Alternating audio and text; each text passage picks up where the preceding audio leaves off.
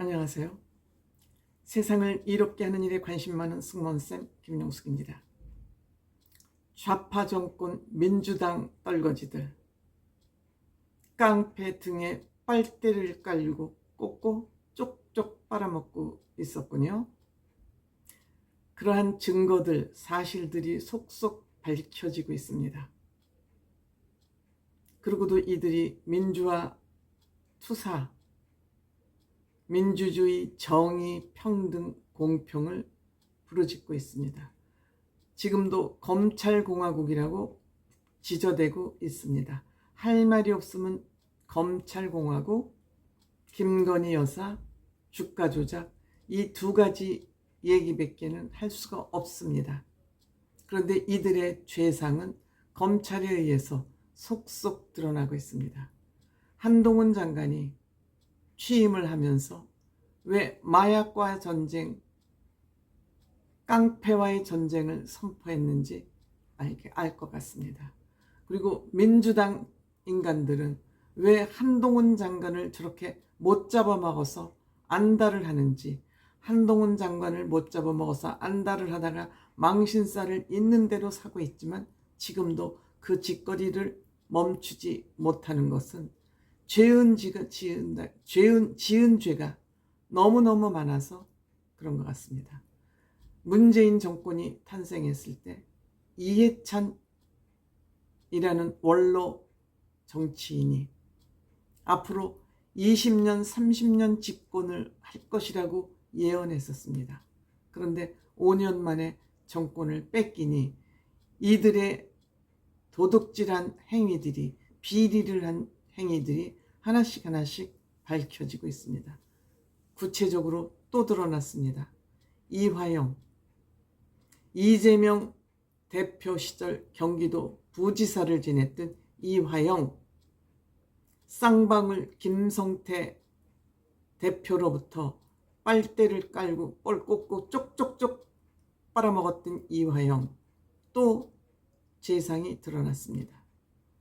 이것이 지금 이회찬이 돈을 받았는지 아니면 배달사고가 났는지 모르지만 쌍방울 김성태 회장으로부터 2020년 4월부터 2022년 3월까지 만 2년 동안 월 3천만 원씩 김성태 개인 돈을 받아갔습니다.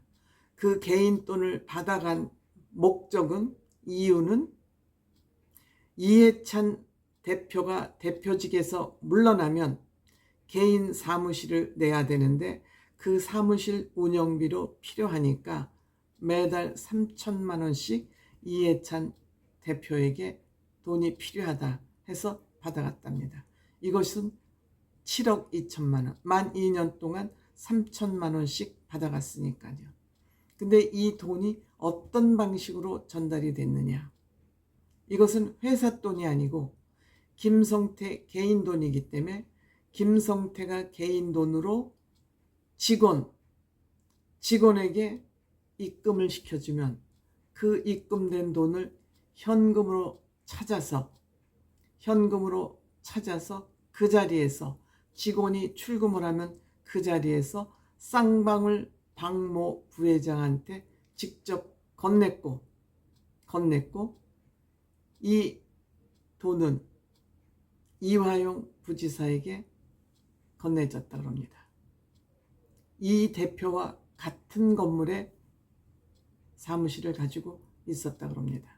그런데 검찰이 이 문제를 어디까지 확인을 했냐 하면은 실제 출금 기록, 돈을 찾으면 그 여의도에 있는 은행이라 그러니까 거기서 돈을 찾아서 동선 확인까지 했고요.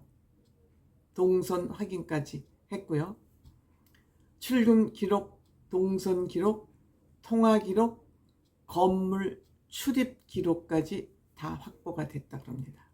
이것이 한 8건 정도, 24번 건넸지만 8건 정도 특정이 됐다고 합니다. 그런데 이 돈을 이화영 부지사한테 줬지만 그 돈이 이해찬에게 실제로 전달이 됐는지 안 됐는지는 현금으로 전달이 됐기 때문에 확인할 수가 없죠.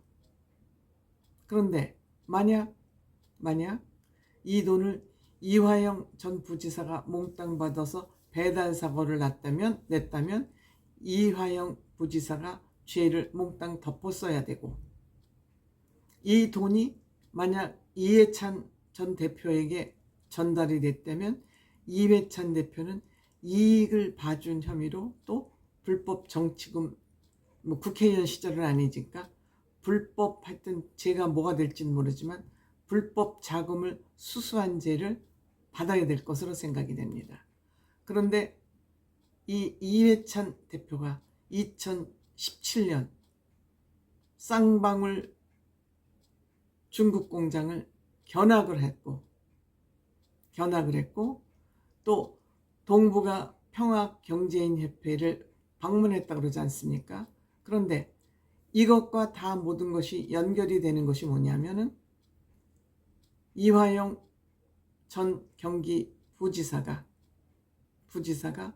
대북 사업을 이재명 도지사 지금 대표하고 같이 추진을 했는데, 그 추진하는 그 돈, 대북 사업을 경기도에서 경기도 예산으로는 할 수가 없다 해서 이것을 추진하다 중단이 되니까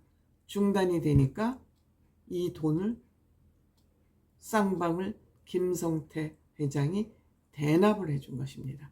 그 돈이 800만 불, 우리나라 돈으로 한 8, 90억 되겠죠? 90억 가까이 되겠죠?